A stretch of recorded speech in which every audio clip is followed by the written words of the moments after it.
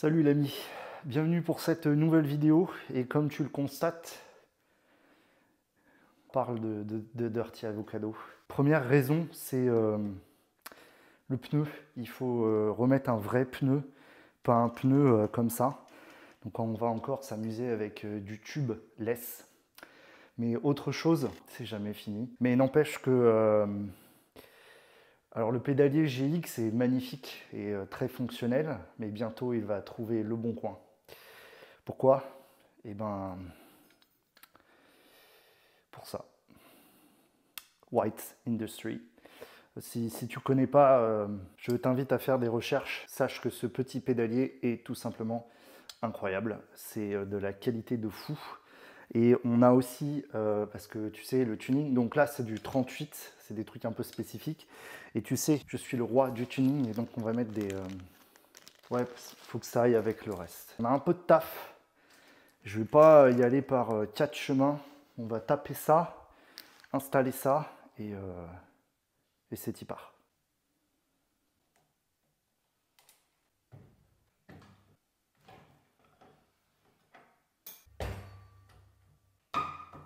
Ça, c'est démonté.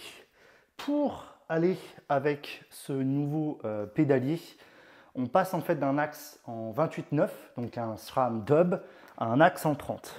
Alors forcément, il fallait un boîtier de pédalier qui va avec.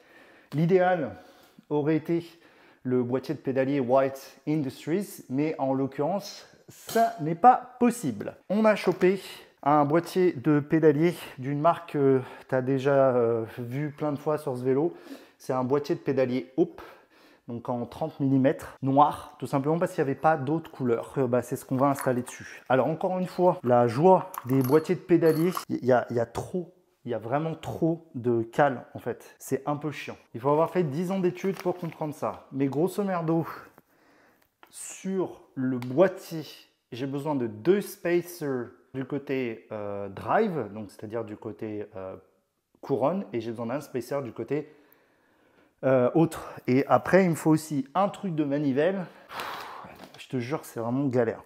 Donc je monte ça. Ok, on commence par le drive side. Donc c'est celui-là. En plus, alors l'avantage pour le coup, c'est que c'est marqué dessus. Tu vois? Donc là, drive side. On lui badigeonne de graisse. Voilà. On prend nos 2 spacers qu'on vient mettre ici. Et ensuite, on vient tourner comme d'habitude dans le sens inverse des aiguilles d'une montre. Ça, c'est le numéro 1. Je les visserai définitivement quand j'aurai fait tous les alignements parce que je ne te cache pas que la confiance avec tous ces standards de boîtier de pédalier me gave un peu. Donc, je ne sais jamais sur quel pied danser. Donc, je préfère faire un montage à blanc maintenant. Et ensuite, on installe définitivement. Donc, le côté non-drive side, on vient mettre ça. Et là, pareil, même topo, ZAZV. Maintenant, il faut qu'on passe au pédalier. Alors, en réalité, le pédalier, comme tu le vois, il est un peu particulier. Puisqu'en fait, alors ça, c'est un peu les ricains qui décident d'en faire qu'à leur tête. Comme tu le constates, c'est un truc propriétaire. Voilà. Donc, ce qui fait qu'il faut absolument prendre la couronne White Industries. Il y a Wolftooth qui en propose. Bien sûr, c'est pas en stock et c'est que pour les axes boost. Alors franchement, je vais même pas me prendre la tête de t'expliquer ce qu'est un axe boost puisque c'est que du VTT. Donc je graisse un petit peu tout ça. Ensuite, le lock ring. Alors c'est pareil, la denture du lock ring va savoir quel outil il faut. Et en fait, c'est tout con, c'est un outil de boîtier de pédalier à axe carré. Je vais te montrer ça juste après. On vient mettre en position, si ça veut bien, métal froid contre métal froid, voilà. Ensuite, on met le lock ring. Alors, clairement, moi, je ne vais pas serrer à 40. Je n'ai pas de clé DINA pour ça. Et en gros, l'outil que tu utilises, c'est ça. Je ne sais pas si tu vois parce que le focus ne se fait pas, mais voilà. Et donc, en gros, tu viens serrer comme un buffle. Et donc, en gros, moi, c'est ce que je vais faire. Honnêtement, voilà, je pense que ça ne bougera pas. Alors, petit truc. Donc, je t'ai montré ça là, à changer. Petit inconvénient, c'est que j'arrive pas à le défaire. Donc, je pense que c'est trop froid. Je vais voir si ça, en se réchauffant, si je peux l'enlever. Mais sinon, je le ferai une fois monté. La première chose, c'est faite. Ensuite, parce que Wine Industry, il te livre tout, mais démonté, tu vois. Et donc là, en fait, tu dois te démerder avec ça. Donc, tu as l'axe, voilà. Tu as tout le bordel et en gros, tu dois te démerder avec ça. Et en gros, c'est à toi de l'assembler et de serrer comme une brute épaisse. Donc, je vais mettre un petit peu de graisse là, même s'il y en a un peu à l'intérieur. Mieux vaut trop que pas assez, surtout que là, tout est neuf. Donc, je préfère prévenir que guérir. Je vais prendre ceci. Et c'est encore plus gros que... C'est pas du 8. Oh, bon, désolé pour cette vue en contre-plongeate. Je m'attendais pas à ça. En fait, je serre avec mon doigt parce qu'en fait, c'est c'est pas du 8. Ça doit être du 9 ou du 10. Et je t'avoue que je n'ai pas... Enfin, je veux dire, j'ai pas ça. Moi, j'ai jamais vu ce diamètre de ma vie. Donc, ce que je vais faire... là, je vais te laisser. Dans quelques instants, je te retrouve parce que c'est la magie de YouTube avec les bons outils. Contrairement à une idée largement répandue, la langouste se nourrit exclusivement de fruits de mer.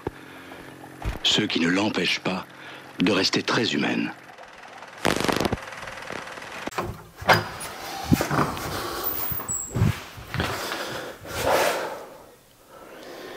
Bon, ce que tu vois pas, c'est qu'entre la partie d'avant et maintenant, il y a au bas mot 1 mois et demi qui s'est passé. J'ai un petit peu abandonné le gravel pour des raisons diverses et variées. Il y a pas mal de choses qui ont été faites et qu'il faut finir. Donc faut que je t'update sur tout ce que je t'ai dit avant en fait. C'est compliqué. C'est parti. La première chose, c'est le pédalier qui maintenant est officiellement monté. Il y a eu tout un tas de petites galères. Déjà, il a fallu trouver la bonne clé qui finalement j'ai trouvé. Il a ensuite fallu vérifier toutes les entretoises et tout. Et tu sais, je t'avais dit, il y a toujours les détails et tout, tu vois. Tu vois, là, il y en a plein des détails. Notamment ceci, ce petit truc violet que tu as l'impression qui est fourni avec le pédalier Water Industry, mais pas du tout en fait. Il n'est pas fourni, il faut le prendre en supplément. Ça donne, tu vois, c'est totalement raccord avec le violet d'ici, avec le violet de là, le violet, enfin, tous les violets sont raccords maintenant. Et ça, tu sais que pour tension, ça n'a pas de prix. Donc le pédalier, c'est bon, ça tourne bien. Tout est aligné avec la chaîne arrière, donc ça on est content. Mais il reste quand même, on va dire, deux choses à faire. Et je vais être honnête, j'ai pas spécialement envie de te saouler avec encore tout un tas de gueuseries. Et en fait, j'aimerais t'emmener dessus, qu'on puisse rouler un peu, parce que je trouve que depuis qu'on a mis les roues carbone, ce vélo n'a pas fait assez de kilomètres, pour être tout à fait honnête. Donc il y a deux choses à faire. Déjà, le pneu arrière. Donc, je te récapitule, ce pneu là, il faut que je répare, mais je ne l'ai pas réparé. Et bon, il est peut-être un petit peu trop sensible pour l'arrière, tu vois, un petit peu trop fragile. Donc, on a pris le même, mais en noir et un peu plus solide. Donc, normalement, c'est toujours un Ultra Dynamico, mais lui, c'est un rosé JFF. Voilà. Et donc, il faut le remonter en tubeless. Et donc j'ai des valves, j'ai aussi du sealant de chez Silka, et en plus j'ai fait le Golemont parce qu'en fait tu vois peut-être pas, mais le pneu avant est monté à l'envers et ouais, c'est compliqué quoi. Ce que je te propose, je vais pas te saouler avec tout ça parce que c'est vraiment de la gueuserie et ça va probablement, je vais probablement beaucoup m'énerver. Et je le sais d'avance, donc je passe tout ça et je te propose que le plan d'après ça, on est sur le vélo. je pense. C'est un bon deal.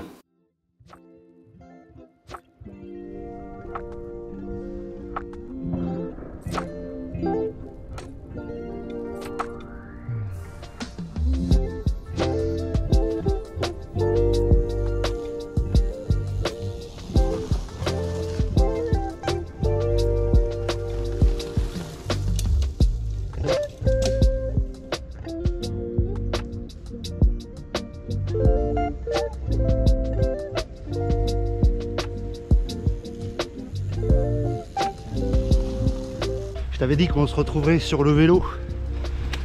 Ça suffisait, les gueuseries.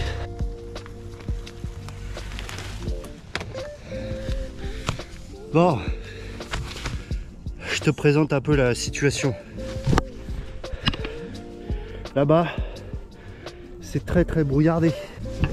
Il était censé faire du soleil et au final il fait pourri. C'est tout bouilleux. Et il fait froid. J'ai pris ces chaussures là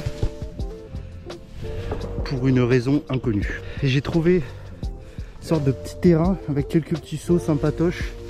Et là-bas il y a un virage. J'ai failli me la mettre. L'avant a ripé. Donc clairement, je crois que c'est vraiment le meilleur gravel que j'ai jamais utilisé. C'est vrai que c'est un peu paradoxal d'avoir un cadre acier fait pour le confort et au final qui carre de grosses roues carbone. Mais j'aime bien. Donc j'ai encore, je suis au début de la sortie là, donc je pense qu'il y aura d'autres plans à des moments, puisque normalement il va faire mieux, plus beau.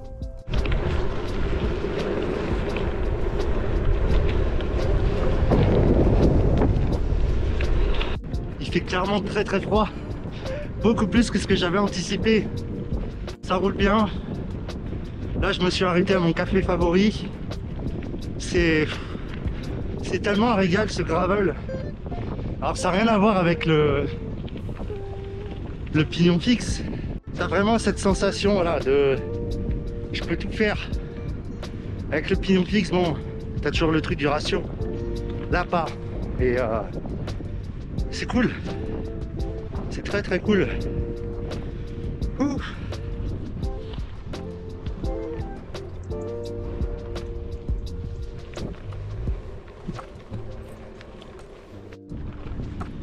Alors petit truc que j'ai pas encore trouvé, c'est la bonne pression pour les pneus. Là je suis 3 bar 5 arrière, 3 bar 3 avant. Je sais pas encore si c'est le bon deal.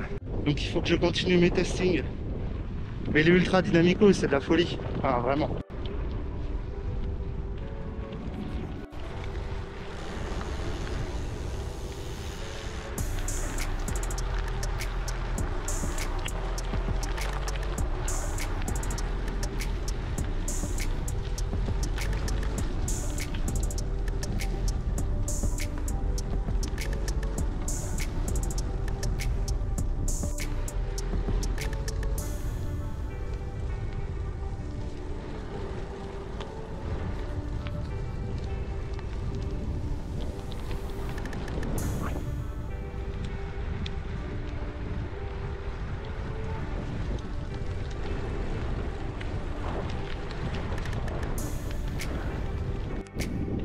Puis tu sens vraiment la stabilité générale du vélo, tu vois.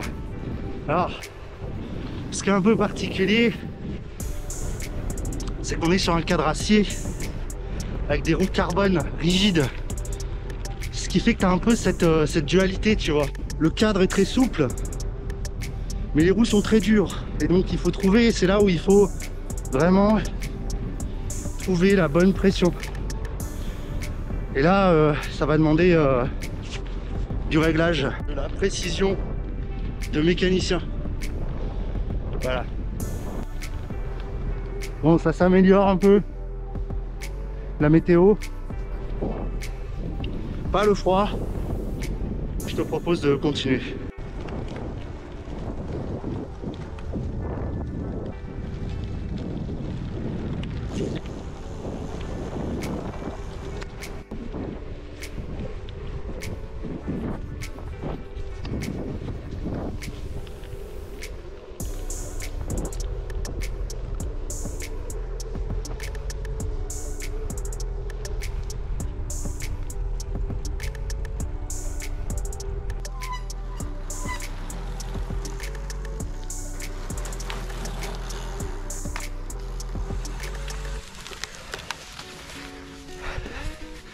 Bon, on fait un petit briefing là, que je te montre 2-3 trucs. Voilà la bête. On va rien se cacher. C'est un truc de fifou. Je sais pas trop quoi te dire, tu vois. Il y a vraiment tout ce qu'un gravel peut rêver.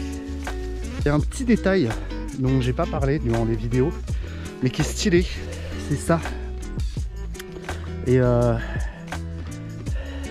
c'est un abonné qui est pire que moi, la vérité, qui m'a envoyé ça. Si tu connais pas, tape Simworks Tacos dans Google et tu comprendras de quoi il retourne. Non mais sérieux, enfin, qu'est-ce que c'est que ça quoi? C'est fou, ce vélo est dingue. Voilà. Et donc là j'ai aussi mis une petite lumière, tu vois. Qui, bon, je suis pas sûr qu'elle soit du bon côté. Les disques aussi, c'est zinzin aussi les disques, hein, tu vois. Je pensais pas honnêtement qu'on pouvait voir une aussi grosse différence. Pourtant tu vois j'avais des Shibrano. Oh là là, avec la lumière, mais putain, ça s'arrête pas là. Bon bref, je pensais pas que par rapport aux Shimano les hauts seraient aussi fifou. Ah oui, aussi. Putain, cette vidéo c'est un bordel pas possible. Vous avez été tellement à me saouler parce que la selle était dégueu, bah voilà, j'ai changé. Je sais plus ce que c'est une CD Italia Green X. Mes couilles. Enfin tu vois, je te mens pas quand je te dis tous les détails. Tu vois, moi c'est comme ça, tu vois, que j'envisage de faire mes builds. Il n'y a pas de compromis.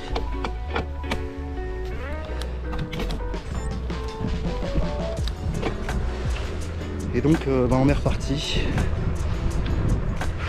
Je t'avoue que entre le dark side, oh putain je remets ça, entre le dark side que je t'ai montré il n'y a pas longtemps et que je vais monter et ce gravel là, c'est un grand niveau de singerie. Alors j'oublie pas le Surly, j'oublie pas le Seneli, le dark side et celui-là, le Dirty Avocado, c'est pas pareil. Enfin il y a vraiment quelque chose de plus quoi. Et ouais, enfin, tous ces détails. Enfin bon bref, j'ai tellement blablaté dans cette vidéo. Il faut que je rentre parce que j'ai faim. Il fait froid. Mais maths, oh là là.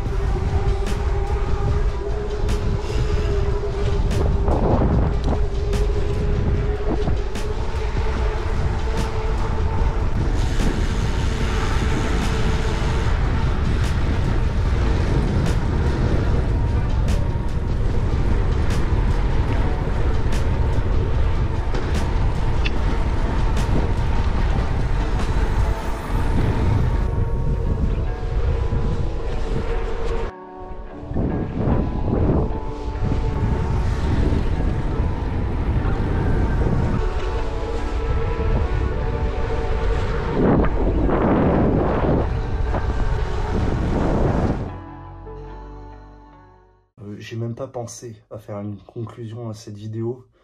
Donc ça, c'est la conclusion. Tension et fatigué, c'est la fin de l'année. Il est temps de fêter Noël.